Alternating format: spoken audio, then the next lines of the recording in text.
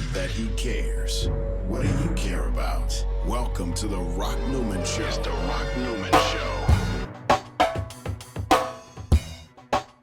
The Minister of Wellness Ministries and Rock Newman Show 2.0 present free community health fair and seminar Saturday, March 18th, 2023 at Union Temple Baptist Church, Washington, D.C. RSVP before we reach capacity, dmvhealthfair.eventbrite.com or click the link in the description box. If you can't make it in person, no worries. You can purchase the live stream link by visiting theministerofwellness.com under healing services, or once again, just click that link in the description box. Calling all potential vendors, sponsors, or volunteers, please submit a contact form via theministerofwellness.com or call 888-847-8026. That's 888-847-8026. It's high time for a health revolution. Having known him for 6 months, and understanding, a modest family, how he was able to raise himself up, go to Harvard Law School. First of all, when he was 10 years old, he started a business of delivering newspapers, Afro-American. He started with 2, and in 2 years he had 100. And he sold it to his best friend. So even at that young age, so constant being able to get a scholarship to go to Virginia State, losing his scholarship, working full-time so that he could pay tuition, and being able to enter Harvard Law School during that summer program when he, being a senior, should not have been allowed. He hounded that professor every day. I was going to ask you, because it's a seminal piece of the Reginald Lewis story, that he is the only person in 148 years of that law school that was accepted into law school without applying. Did he share with you how he did that? Yes, he did. All right. 1965, the height of the civil rights movement. And so Harvard Law School and the Rockefeller Foundation talked to each other. How do we get the Black community, the African American community, be in parity? Because the distance in economic equality is so far. There are African American lawyers, but they are in domestic law or real estate, no real money. Money is in merger and acquisition, corporate law. Okay, so how do you become corporate lawyers? You have to be exposed. But there are not too many African Americans who are lawyers or who are in corporate law. So they ask historically Black colleges and universities to send them their top 5 students, 4 or 5 students. Only sophomore and junior. He was a senior already, but he was able to convince that professor to allow him to be the 5th. And so he went there from Virginia State. From Virginia State. 5 students of Virginia State came, and he was the 5th. There were around 80 students, from all the historically Black colleges. But during that 8 weeks, in his mind, he said, I am going to study as hard as I can, participate as much as I can. And sure enough, after 8 weeks, Professor Sanders, who was heading that class, said, Reg, you did brilliantly. If you want to enter the class of 1968 in Harvard Law School, you have a seat. And that's how he came in. Wow. Yes. Wow. And on that first day, he knew that he might not have enough money. Financial aid. And there, fill up your application. And that's how he started Harvard Law School. Reggie is doing his thing. He's now a lawyer. He's there on Wall Street, and he's the first African American law firm on Wall Street. Doing corporate law. He establishes that. He is doing legal work for big corporations. He's starting to see the whole mergers and acquisitions thing, and then somewhere along the way, it pops into his head Why should white guys have all the fun? Actually, he said that when he was 6 years old. Really? With his grandma and grandpa, because you talk about, of course, Sure. the white community Sure. having best homes, having Yeah. the best jobs. Yeah. And so he said, why should white guys have all the fun? Okay, and that's what he said. I want the title. That's what when he started to write the book. Yeah. Okay. So, but merger and acquisition was not something he just thought of after after he was doing law. He was at Harvard Law School, and his paper was merger and acquisition. Right. And the first sentence is, in order to create wealth, Yeah. you do merger and acquisition. And he got an A+ on that term paper. So what does it mean? Because as a lawyer, you have 24 hours to bill your client. Yeah. I mean, it's not 40 hours a day. Sure. So what you can get is limited. Sure. But if you go into law school, but if you go into business, Yeah. the sky is the limit. Yeah. Yeah. Yeah. And so he made a. So he came out and started, and then he bought a company for. But no. While he was practicing, Yeah.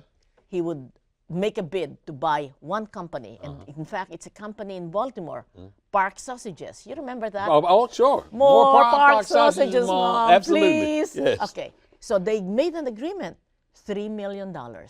Okay? But when he came with the check Yeah. in his briefcase, Yeah. the owner had sold it to somebody else. First failure. Yeah. Okay? So he continued practicing law. And then the second company he wanted to buy was a group of television station in Northeast. Okay. Again, he was gathering financing because at that time you can borrow all the money that's called, leverage buyout. Sure. And before he could get the financing together, it was sold. Someone else got it, right? The third one is a furniture company Yeah. in California, okay, for $8 million. So he was able to get, again, financing. Day of closing, he had the money in the bank to give to this owner. The owner was white Yes. and didn't want to work for a black man. At least that's what I thought. Yeah. Because he broke the deal. Yeah. How did he do that? He accused my husband that my husband told him to keep two books, Yeah. one for IRS and one for themselves. Oh, boy. Which is a total lie. Yeah. So my husband started to blip, blip, blip you. Yeah. Blip, blip, blip, blip, blip. I mean, you can see, if that happens, Yeah. down the drain. Yeah. So he failed 3 times. And the key here is, you learn, when you fail, it's not a failure if you learn from it. Yeah. So instead of saying, oh, he's a racist, Yeah. no. Instead of pointing his finger there, he pointed it to himself. I am doing something wrong. Right. 3 times I fail, I'm doing something wrong. Okay. And he studied all those who have been very successful in doing leverage buyout. Yeah. Henry Kravis, Jimmy Goldsmith, Ron Perelman. Yeah. They were all doing, Sure. leverage buyout, meaning borrowing a lot of money, buying companies. Yeah. And so when McCall Pattern came, he hired an investment banker, Bear Stearns. He hired he hired somebody else, not him. Sure. Sure. And that's his first successful deal. Uh-huh. He worked on it for 3 years. Yeah. It had the highest net income in the 113 years of history of McCall Pattern. Sold it, and Yeah. it went on the newspaper, New York Times, Yeah. with his picture, Yeah. 90-1 return to investor. Yeah. And that's when Mike Milken called him. Michael McCall. So we're going to get there. But I'll tell you what, before we do, let's, we have a clip from the documentary. Let's take a look.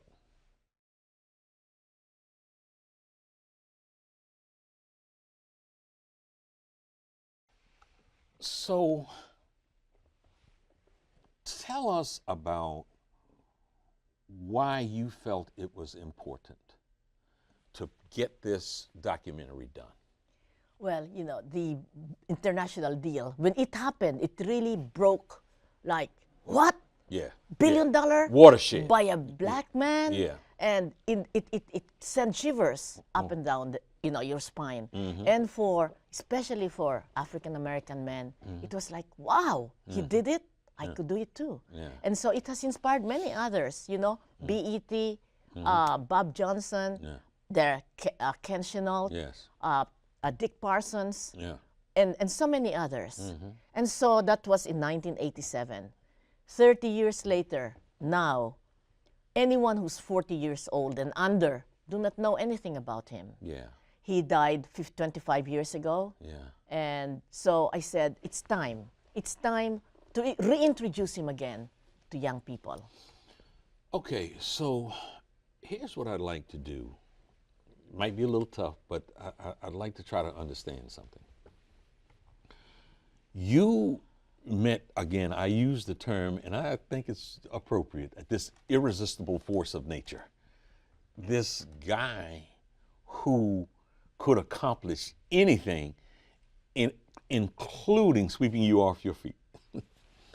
So, at the absolute peak of his professional career, you all get the very bad news of him having a debilitating terminal disease. Do you remember the first discussion? Were you at the doctor's office with him? Did he come home to tell you? No, we lived in Paris for 5 years. Yeah. And so when he started to notice that he couldn't see on his, when he's entering the car, he would bump his head. And so, something was wrong. Yeah. And so when the doctor said it could be brain cancer. And so by his birthday, that's more or less when he knew that there was something wrong. Okay. And so we immediately flew back to Paris. From Paris to New York. Right. And in order to be very sure, they have to do an autopsy. Not autopsy, what do you call it now? Biopsy. A biopsy. And then it was sure. It's brain cancer. And it's inoperable. So you got that, you guys got that news together? No, he got it from he didn't want to bring me to the doctor. So he just told me it's inoperable. But he said he would like to try whatever means. Yeah. And so I said, maybe in the Philippines at that time, there were faith healers. Yeah. And so I said, would you like to try that? Anything. Yeah. So I was able to get in touch with one of the famous faith healer in the Philippines, brought him over with his assistant, and came to the house. Yeah. But it was fake. It was fake. And so he said, do I pay him what he asked? He said, at least he gave me hope. Yeah. Give him what he asked. Yeah. And so and then there's another, but he was told, you can extend your life with chemotherapy and radiation. Yeah. But he said, will it cure me? No, it won't. It will just extend your life. Then I don't want it. And so he was told of an alternative, possibility of a cure in Canada. Right. So we flew to Canada, Yeah. and he was given, I think it's called massive doses of vitamin C. Yeah. But in the course of that treatment, he said, I feel that the shade is coming down from my eyes. Oh. I am a woman of faith. Yes. And so I never, in my heart, I prayed hard, and God listens to prayers. Yeah. And so on that Sunday, when he fell into a coma, I was just, it was like, what's happening here? Yeah. And only when I heard from the doctor that it is irreversible, that he will not come out of the coma, that, I just broke down. I broke down and cried because we were supposed to grow old together, and it was not going to happen. Yeah.